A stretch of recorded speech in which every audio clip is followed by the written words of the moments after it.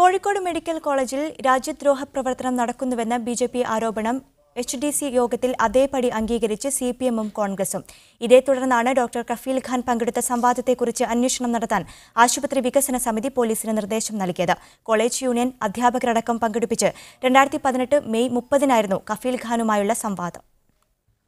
കഴിഞ്ഞ വർഷം ജൂൺ മാസത്തിൽ ചേർന്ന ആശുപത്രി വികസന സമിതി യോഗത്തിൽ BJP കോഴിക്കോട് ജില്ലാ പ്രസിഡന്റ് TP ജയചന്ദ്രനാണ് കോളേജിൽ രാജ്യദ്രോഹ പ്രവർത്തനം നടക്കുന്നുവെന്ന പരാതി ഉന്നയിച്ചത്. അന്വേഷണം വേണമെന്നും ആവശ്യപ്പെട്ടു. CPM-നെ പ്രതിനിധീകരിച്ച് പങ്കെടുത്ത ജില്ലാ സെക്രട്ടറി P മോഹനൻ ഇതിനെ പിന്താങ്ങി.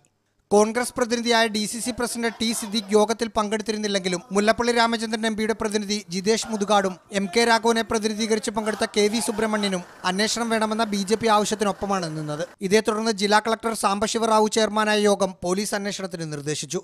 ഇതിനെതിരെ വിദ്യാർത്ഥികളും അധ്യാപകരും ഒറ്റക്കെട്ടായി രംഗത്തുണ്ട്. അന്വേഷണം നടന്നോട്ടെ, അത് മാത്രമല്ല ഏതെങ്കിലും ഡോക്ടർമാർ അതിന് സഹായകരമായ നിലപാടെടുക്കുന്നുണ്ടോ? തീവ്രവാദ സംഘടനകൾ കോഴിക്കോട് മെഡിക്കൽ കോളേജ് ക്യാമ്പസിൽ വേരുറപ്പിക്കാൻ വർഷങ്ങളായി ശ്രമിക്കുന്നുണ്ടെന്ന നിലപാടും CPM-നുണ്ട്.